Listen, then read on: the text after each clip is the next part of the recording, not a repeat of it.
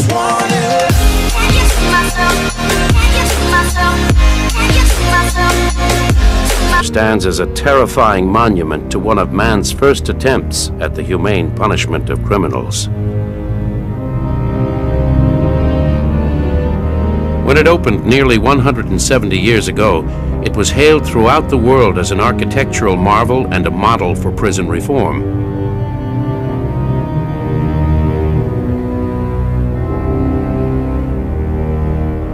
Its founders were attempting a radical social experiment where inmates would be confined to their cells for their entire sentence, serving their time in total isolation and absolute silence.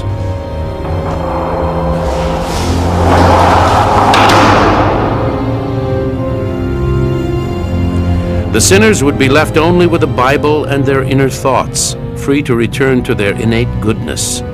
And from this goal of penitence, the word penitentiary was born.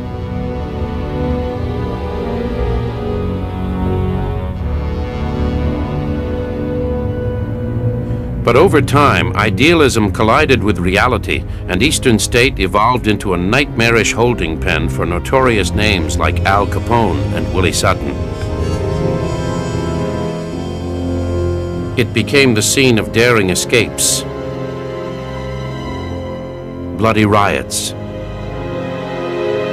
and gruesome murders.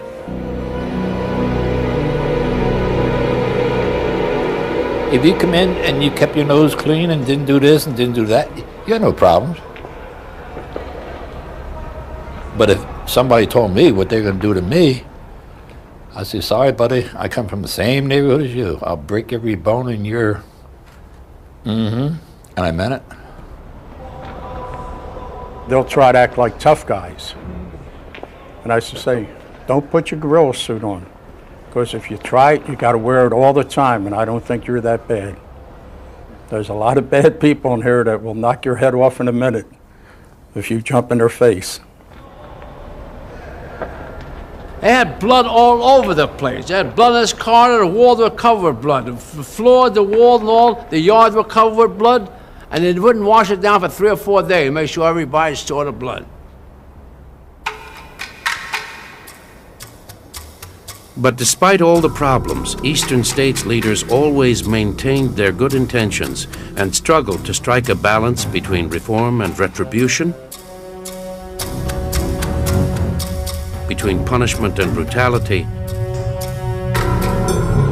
and between rehabilitation and driving men insane.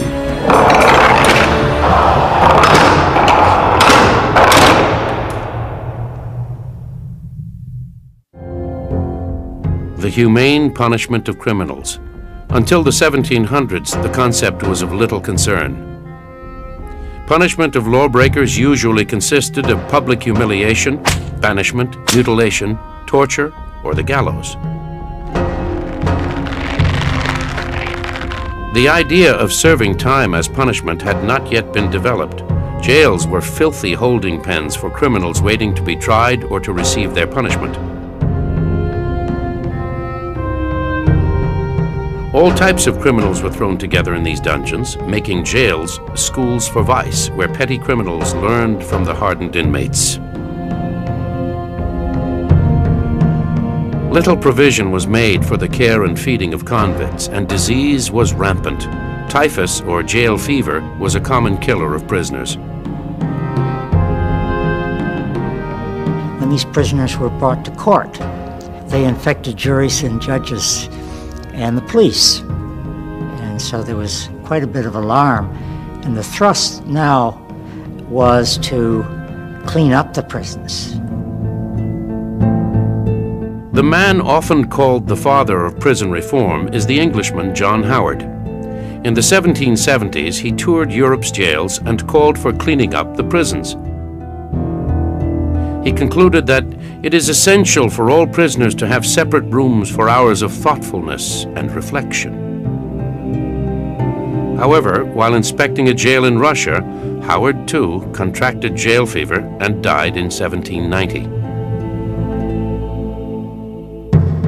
In America, the Pennsylvania Quakers were at the forefront of prison reform.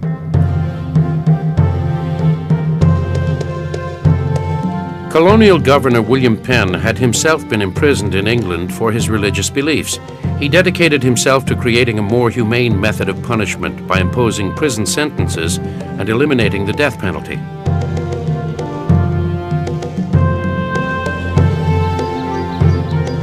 In 1776, a group of prominent Pennsylvania citizens founded the Philadelphia Society for Alleviating the Miseries of Public Prisons. Members included such influential leaders as Benjamin Franklin and Dr. Benjamin Rush. They studied John Howard and espoused the Quaker ideal of man's innate goodness. They felt that total solitude combined with labor and religious study would reform prisoners. They lobbied for the construction of a large new penitentiary designed and built specifically to carry out this experimental philosophy. The request for proposals went out, and this was a competition for a $100 prize to design the Eastern State Penitentiary. And it finally came down to two architects, William Strickland and John Haviland. And the younger, lesser-known architect, John Haviland, won the commission and got the $100 prize for his design. Haviland's blueprint called for 250 cells arranged in 7 cell blocks. These hallways would be built as spokes radiating from a central hub. This floor plan would provide a convenient viewing area to keep watch on the entire prison.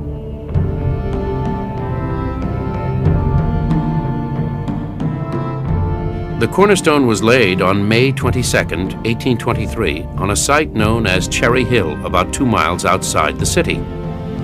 The project would take 13 years to complete, but when it was finished, the prison would stand as the largest public structure in the United States. By the 1820 standards, Eastern State Penitentiary is absolutely massive. It's nearly 11 acres on the inside of the walls. The outside walls are half a mile around. They are 30 feet high and 8 feet thick at the base. And so this was said to be the most expensive building in the United States at the time that it opened, at a cost of $770,000. On October 25, 1829, while many of the cell blocks were still under construction, inmate number 1 was led to his cell. He was an 18-year-old farmer by the name of Charles Williams, sentenced to 2 years for stealing a $20 watch, a $3 gold seal, and a gold key. Eastern State's founders were unwavering in their commitment to the humanity and effectiveness of their methods and adopted painstaking measures to ensure the isolation of the prisoners.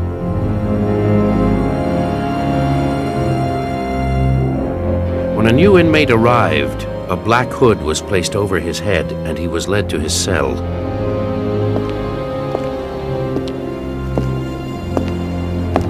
The hood prevented the convict from knowing the prison's layout and kept him from seeing or being seen by other inmates. Once locked in the cell, he remained there for the duration of his sentence. The cells were relatively large, 7.5 feet by 12 feet, allowing the prisoner room to work on crafts like weaving or shoemaking. Each cell was equipped with a flush toilet and central heating. Eastern State was the first large-scale building in the country to include these amenities. The cell bars were covered with heavy oak doors, and meals were delivered through a small feeding hole. Each cell had a tiny skylight for ventilation, and, weather permitting, the inmate could exercise for 1 hour a day in an outdoor yard adjoining his cell. Absolute silence was to be maintained. Prisoners would receive no letters or family visits, and they were to speak only with religious or vocational counselors. The precautions taken to assure silence were extreme. Pipes for the plumbing ran into the hallways so jailers could detect inmates tapping messages to one another.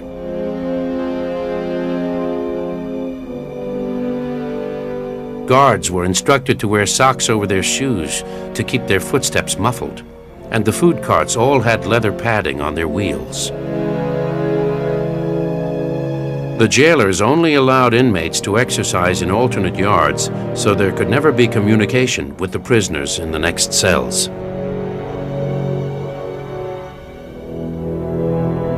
By 1831, it became obvious that the new prison wasn't going to be large enough, so cell blocks 4 through 7 were redesigned to be two-story structures. This increased the capacity to 450 cells, but it prevented the upper tier from having the outdoor yards, so the adjacent cells were used for exercise. The prison's underlying philosophy and message was also translated to the facade of the building. From a distance, it has a foreboding, medieval feel to it. In fact, the architect even put fake arrow-slit windows all across the front facade to give it a sense of a castle or dungeon-like appearance. It has battlements across the top and an intentionally very frightening facade. It's a building designed to intimidate. The message is very clear. It's supposed to strike fear into the hearts of anyone who would consider committing a crime. The interesting thing about that to me is that the United States was only 50 years old at the time and was defining itself as being quite different from its European predecessors. This was the world's first true democracy since ancient times, and yet the major building project of the day looks like a castle out of Scotland, and it's designed to evoke all the images of a monarchy with a powerful government, a government that doesn't have to answer to the will of the people, designed to create the image of dungeons and torture. The new reform movement became known throughout the world as the Pennsylvania System, with Eastern State Penitentiary as the instrument to punish and rehabilitate criminals.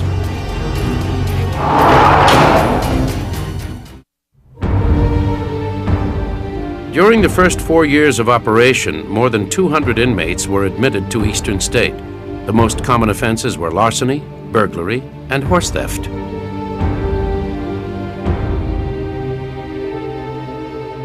At the time, there were no prisons for young offenders, and among the early inmates was a 12-year-old boy convicted of arson.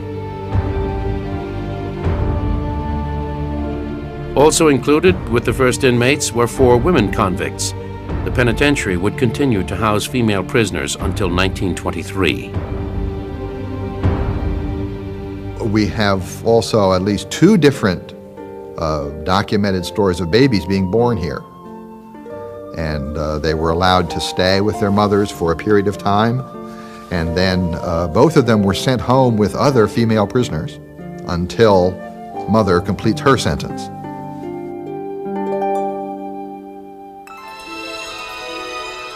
The remarkable new prison soon became one of Philadelphia's most popular tourist attractions, eclipsing even Independence Hall. If you came to Philadelphia in the 1830s, 1840s, one of the main places you'd want to see would be the Eastern State Penitentiary. And about 10,000 tourists at its peak would come up from the city of Philadelphia in horse and buggy and tour this architectural marvel.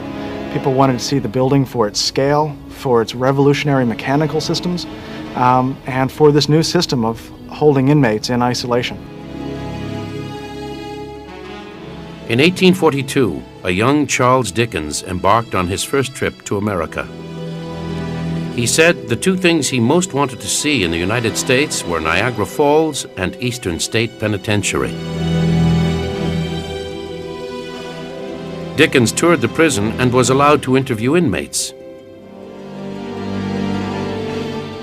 He was highly critical of the isolation system, writing, "I hold this slow and daily tampering with the mysteries of the brain to be immeasurably worse than any torture of the body."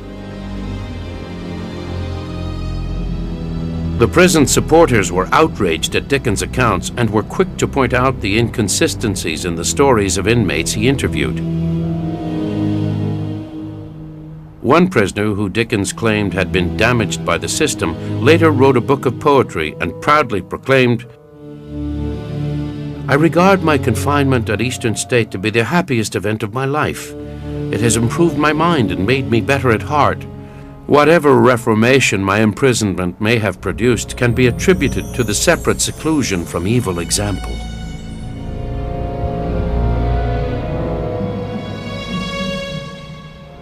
But in reality, there were serious problems with the Pennsylvania system, the evidence was growing that isolation was psychologically damaging. Eastern State's 1838 annual report noted 18 cases of insanity, although the report tried to defuse the problem by claiming 12 of the illnesses were actually due to excessive masturbation. At the time the prison opened, the medical profession in Europe and in this country were very concerned about the long-term effects of masturbation, or self-abuse as they tended to call it. They thought it has very, very serious consequences. And the guards used all their ingenuity to catch inmates in the act. In practice, the purity of the Pennsylvania system was virtually impossible to maintain. Many inmates were out of their cells working in construction and maintenance as kitchen help and even as servants for the warden. In 1832, one of the warden's waiters, William Hamilton, became the first escapee. One night, that inmate got the warden's bed sheets, tied them together in a rope, gathered up the warden's silverware, threw his rope over the wall, and escaped. He was caught a few days later, given his job as servant back again by the warden.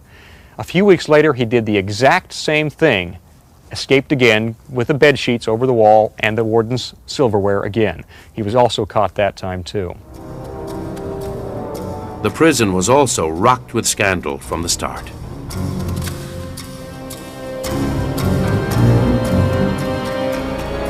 Although the theory was to eliminate corporal punishment, an 1834 investigation revealed that prisoners who tried to communicate with others or refused to work were subjected to tortures like the straitjacket or the iron gag. Inmate Matthias McCumsey was accidentally strangled to death by this torture device.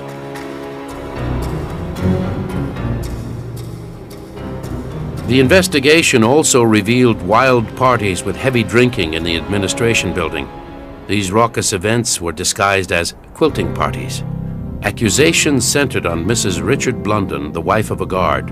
She reportedly had hosted the parties and was even reputed to have had sexual relations with the warden, as well as several inmates. She was known to be a vulgar woman who later threatened the warden, claiming she would flog that damn Quaker SOB and knock every tooth down his throat. Overcrowding led to further breakdown of the system, making isolation extremely difficult. By 1841, it even became necessary to house 2 inmates in many cells. Beginning in 1877, 4 new cell blocks were built between the first 7, but none of these had outdoor exercise yards. Mirrors had to be installed in the hallways so guards could look down blocks 8 and 9. Officials tried to hide the prison's problems, but by the late 1800s, the solitary system was in shambles.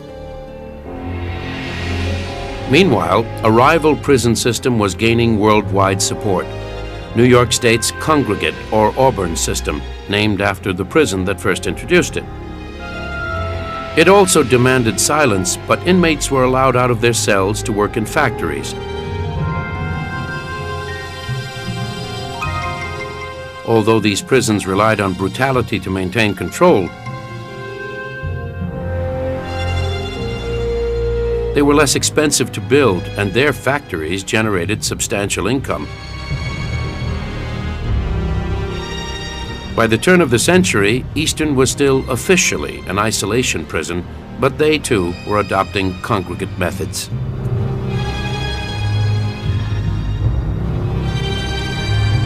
In 1905, a factory building was squeezed in between cell blocks 5 and 6.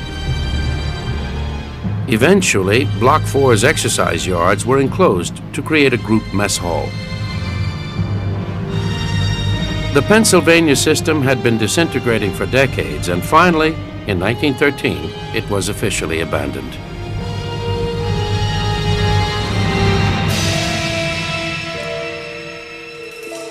But for the prisoners who took part in this grand experiment, the effects proved to be both negative and positive. the things that were wrong with the prisons at the time, disorder, riots, victimization, selling contraband, all these things were dealt with. If you were in a cell by yourself, you couldn't be attacked by inmates. You couldn't buy contraband. So in that respect, I think the prison was successful. In terms of sending out people who are reformed, this prison probably didn't do much better than other prisons at the time.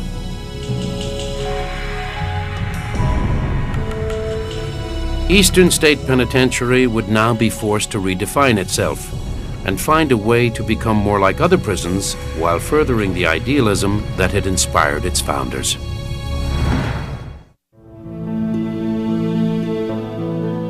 The first decades of the 20th century began a new era in American prison reform. Eastern State now placed its focus on the psychological well-being of inmates and group programs to aid in inmate rehabilitation. Isolation was used only as punishment, with rule breakers thrown in the hole, more properly known as solitary confinement. Inmate activities now included classroom study and library visits.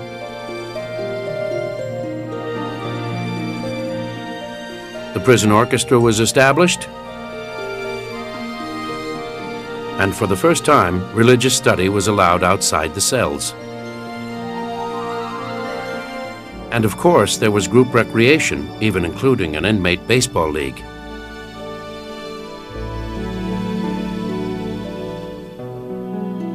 However, the inmate newspaper named The Umpire warned the prisoners not to abuse their newfound privileges. A 1913 article urged them not to make too much noise at the baseball games because neighbors outside the walls might think they were having too much fun in prison.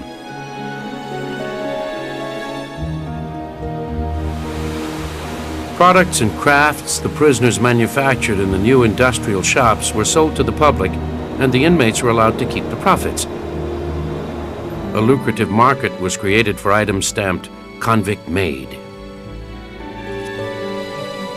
One of the features of inmate craft work was a virtual franchise phenomenon, and the institution gave sanction to possession of a franchise to make, for instance, the boats. And as you were leaving, either being transferred to another institution or being discharged on parole, you would sell your franchise to another inmate. When the institution was first audited by the state, the inmate who handled the furniture shop in 1927, I believe it was, made more money than the warden did. The warden's salary at that time was about $8,000, and this inmate made more than $20,000. By the 1930s, Prohibition was having its effect on prisons, and Eastern's population swelled to more than 1,700 inmates. The number one offense was murder, and by now, the felon population included only one horse thief. Certainly, Eastern State's most unusual inmate was admitted in 1924. His name was Pep the dog. Reportedly, Pep killed Governor Gifford Pinchot's cat. The governor and his wife were so incensed that the governor used his power as the chief magistrate of the state, as well as the chief executive, to sentence this dog to life imprisonment. And we have his admission photograph. This black Labrador with the paddle hanging around his neck saying C-2559. To avoid bad publicity over the bizarre sentence, it appears the governor created a misinformation campaign to soften public outrage. A newspaper article from 1926 claims the governor actually donated his own dog to the prison to improve inmate morale. So we don't know what the real story is, but what I can tell you from personal investigation is that Pep's number is skipped in the official roster of admissions. In 1929, Eastern State's most infamous criminal was admitted, the notorious Chicago gangster Al Capone.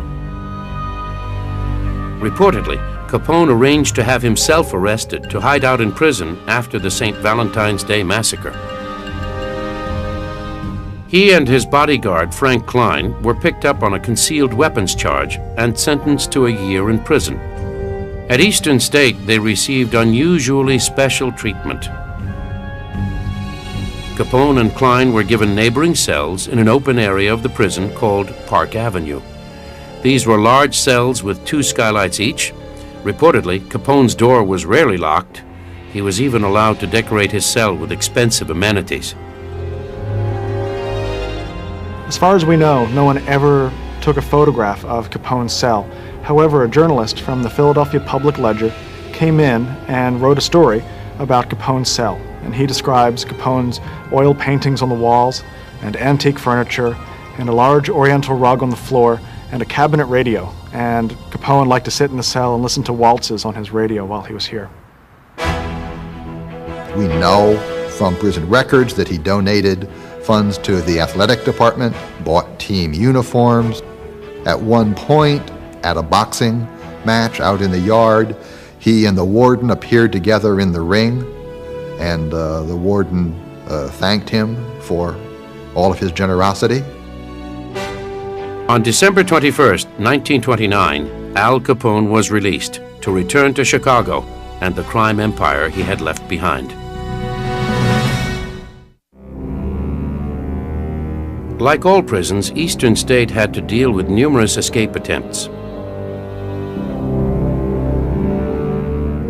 During the 20th century, breakouts became more and more frequent, with new construction creating new hiding places. The most infamous was an elaborate tunnel escape in April of 1945. This breakout is often credited as the work of the flamboyant bank robber and escape artist Willie Sutton. Willie Sutton, in his time, was a major celebrity. He was called the Gentleman Bandit. He was also known as Willie the Actor. His mode of operation for robbing banks was to go in, often in disguise, often as a policeman, and then rob the bank. But the real mastermind behind this escape was a small-time thief named Clarence Kleindienst. Kleindienst was the complete opposite of Sutton. He was a shy man who stuttered. A stonemason by trade, he became a trusted worker on the prison maintenance team. He was allowed tools and wheelbarrows for his job of repairing the aging plaster and brickwork. Step 1 in his daring plan was a transfer to Cell Block 7. At the end of Cell Block 7 is Cell 68. Now, he got himself transferred down to Cell 68 to fix it up, because at that point it was still a workroom or a storage room. Now, Cell 68 is the closest cell to the outside walls in the entire prison. He had the idea that he was going to escape from Eastern State Penitentiary by digging a tunnel. Clarence Kleindienst went right into the wall right here. Now, originally these were all plaster walls. And what Kleindienst did as he was replastering the wall was he created a plaster hatchway right here, roughly in the dimensions of this concrete slab right here. And he had it arranged so that he could cover the seams with a mixture of Vaseline and dirt so they blended in very nicely. He also had a little hook that he was able to insert into the wall to pull it out. And he would just set the panel aside and start to work. Now, while Kleindienst was underground working on his tunnel, he needed to look like he was actually up here in the cell. And that's where William Russell, his cellmate, helped him out a lot. William Russell was kind of an artist and did a very realistic-looking bust of Clarence Kleindienst. Now, at night, while Kleindienst was underground in the tunnel, the bunk was right here. What Russell would do is put Kleindienst's head on a pillow, stuff some other pillows in there, and make the blankets look as if somebody was sleeping in there. Then Russell would sit on his bunk over here and talk to the fake Kleindienst, as if there were actually two men in the cell. So guards walking by outside would glance in here. They'd see a figure in this bed. They'd see a figure in this bed, and there was a conversation happening, and they'd just keep on walking as if everything looked normal. Kleindienst got rid of the stone by dispersing it among his projects around the prison, while his cellmate trickled earth down the toilet.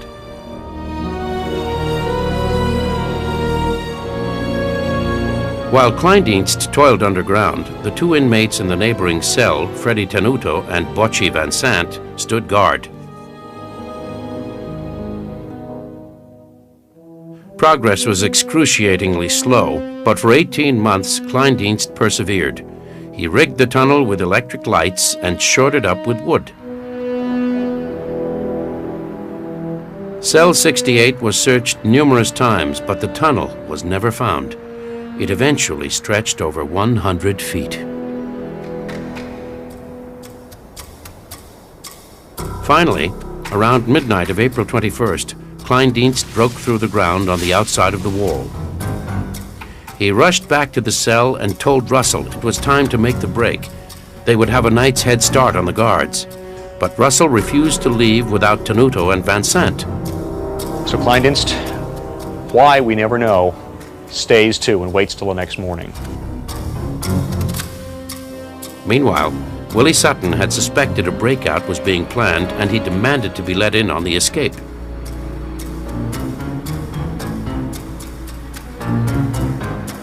The next morning at 7 a.m., Kleindienst and his team, as well as Sutton and several others who also learned of the tunnel, emerged on a crowded Philadelphia street. 12 men fled through the tunnel, but this was not the ideal time for a breakout. Willie Sutton started running. He was immediately started being chased by the police because he was the most recognizable criminal. He also had what looked like a gun. During the time when he was in Eastern State, he had carved a very realistic-looking .45 automatic, and he had that with him. So the police went after him. A short gun battle ensued in which Willie Sutton can't fire back, so he gives up. Willie Sutton was the first one caught after 15 minutes. Clarence Kleindienst's freedom lasted just 2 hours. Tenuto and Van Sant made it all the way to New York, but they were recaptured after 7 weeks.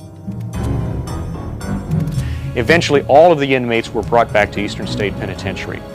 One of the most interesting ones was a gentleman named William Grace, who came along near the end of the escape. Now, Grace didn't have any place to go. He didn't know Philadelphia very well, so he was hiding out in Fairmount Park, stealing newspapers off of people's stoops and milk to stay alive.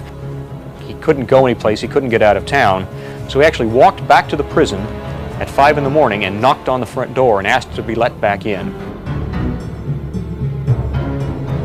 For years to follow, Willie Sutton, who had nothing to do with the tunnel, always took credit for masterminding the escape, while the shy Kleindienst would refuse to talk about it. Sadly for Clarence Kleindienst, at the time of the escape, he had just 6 months left on his sentence. After he was captured, they added another 15 years.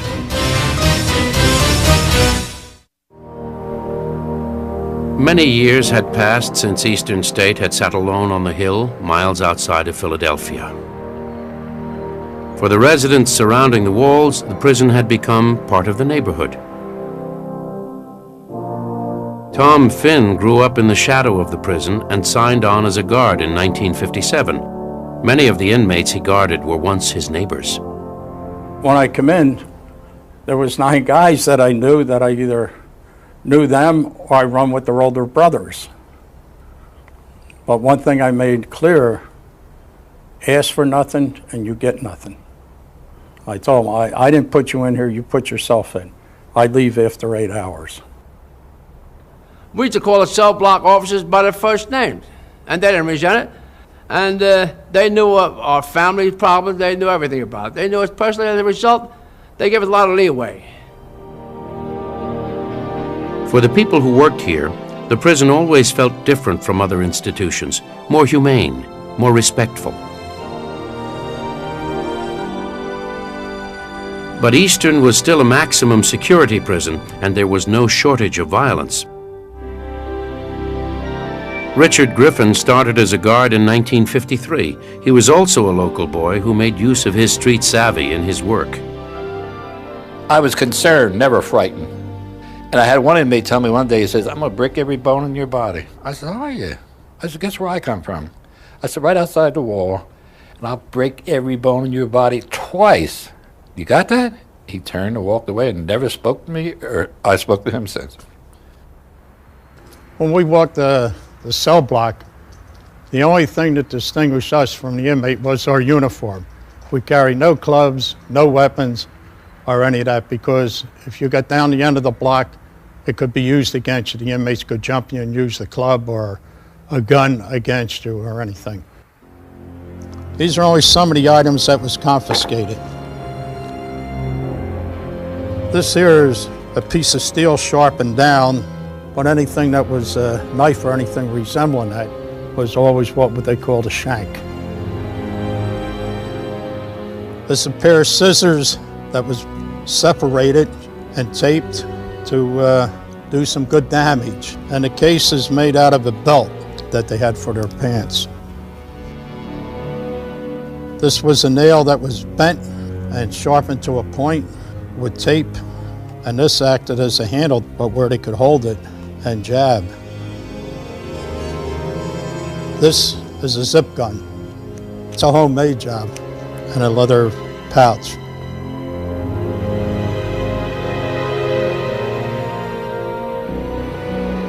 The most dramatic episode of inmate violence came in a 1961 riot when prisoners took control of the rotunda, stabbing a guard and holding 16 men hostage.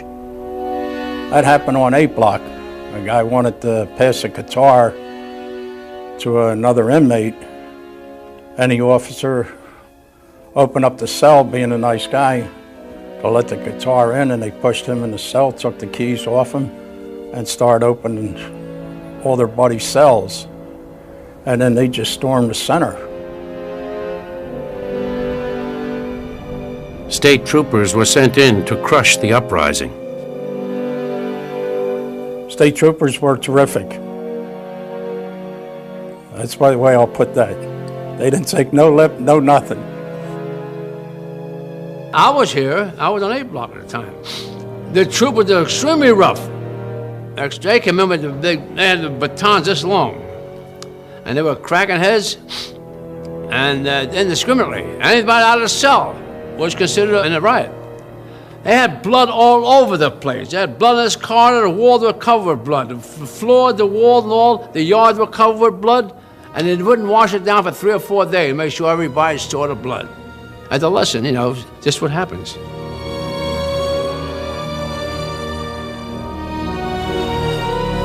But extreme violence was the exception, not the rule, and day-to-day problems were far more tame. Only trouble we had was with booze and sex. But we kept it to a minimum. See, I worked in a bake shop, and my main job was don't let no yeast get out of your sight, no way, shape, or form. And that's what they use it for. That was booze. One day I was up in the supply room, and I said, let me see if anything's going wrong in here. And sure enough, I picked up his box, which read paper contents. I said, oh. I picked it up, I almost sprained my wrist. It was about 40 pounds. And here it was 40 gallons of wine. Best wine in the world. They used to put lye in it. Oh, yeah.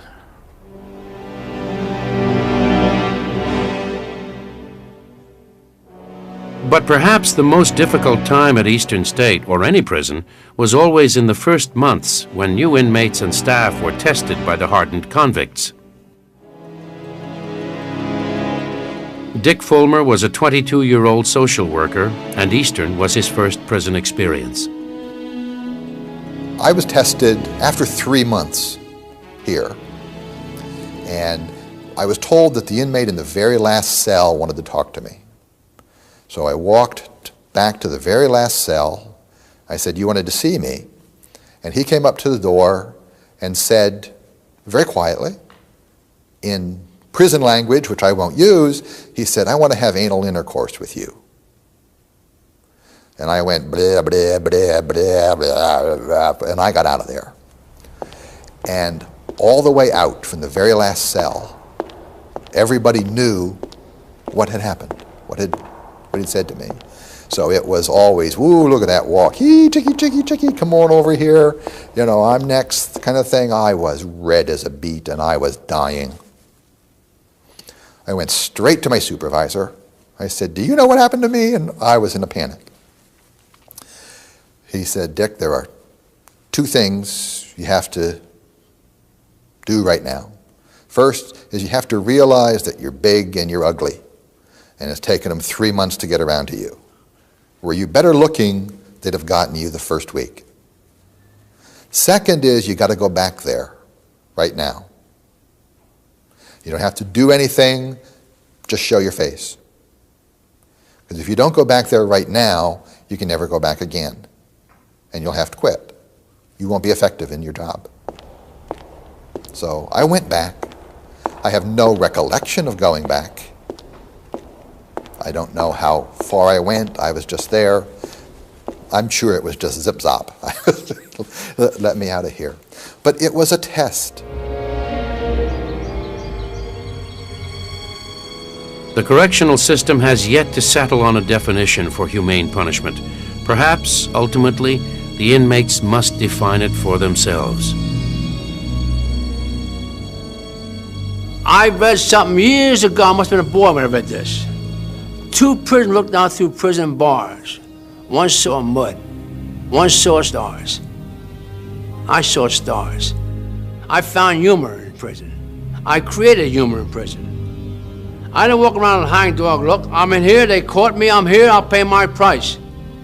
But I'm not gonna bitch about it. They done their job, I done what I had to do, they done their job.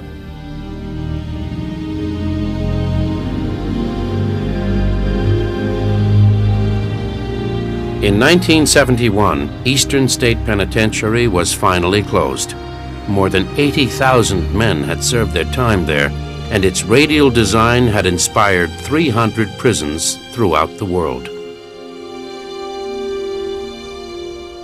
The building eventually fell into serious decay. There were proposals to redevelop the property, retaining the walls, but turning the cell blocks into condominium apartments or even a shopping mall. Ultimately, the prison was declared an historic monument, and today it is a thriving tourist attraction drawing over 20,000 visitors a year. They tour the cell blocks, they visit art exhibits,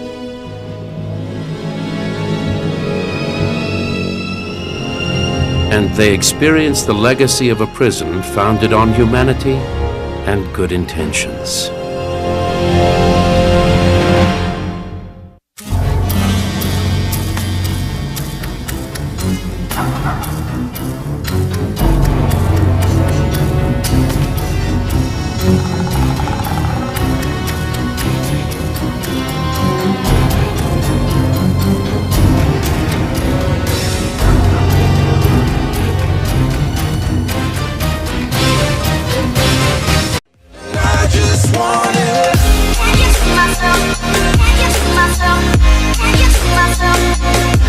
Stands as a terrifying monument to one of man's first attempts at the humane punishment of criminals. When it opened nearly 170 years ago, it was hailed throughout the world as an architectural marvel and a model for prison reform.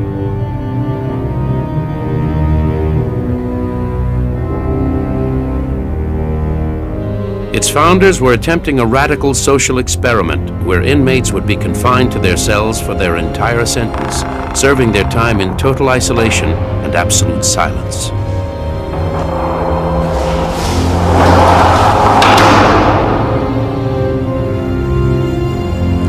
The sinners would be left only with the Bible and their inner thoughts. Little provision was made for the care and feeding of convicts, and disease was rampant. Typhus, or jail fever, was a common killer of prisoners. When these prisoners were brought to court, they infected juries and judges and the police. And so there was quite a bit of alarm. And the thrust now was to clean up the prisons. The man often called the father of prison reform is the Englishman John Howard. In the 1770s, he toured Europe's jails and called for cleaning up the prisons. He concluded that it is essential for all prisoners to have separate rooms for hours of thoughtfulness and reflection. However, while inspecting a jail in Russia, Howard, and between rehabilitation and driving men insane.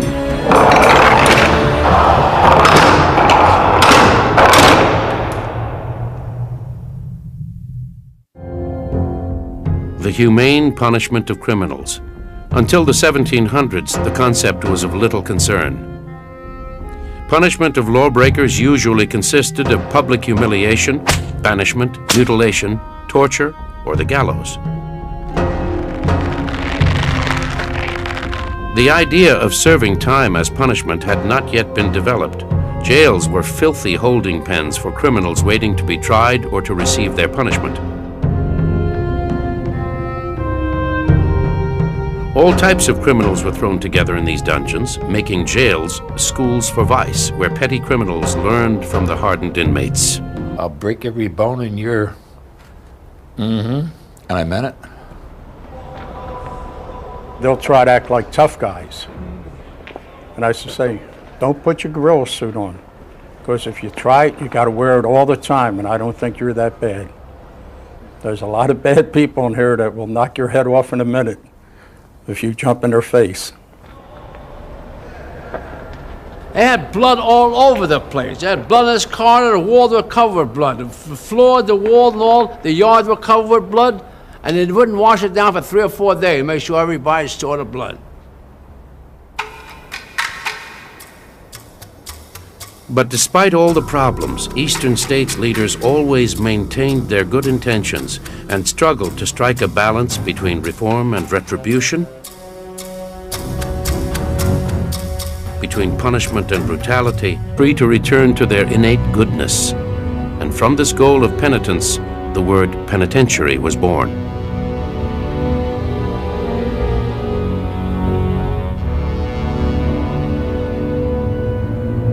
But over time, idealism collided with reality, and Eastern State evolved into a nightmarish holding pen for notorious names like Al Capone and Willie Sutton. It became the scene of daring escapes, bloody riots, and gruesome murders.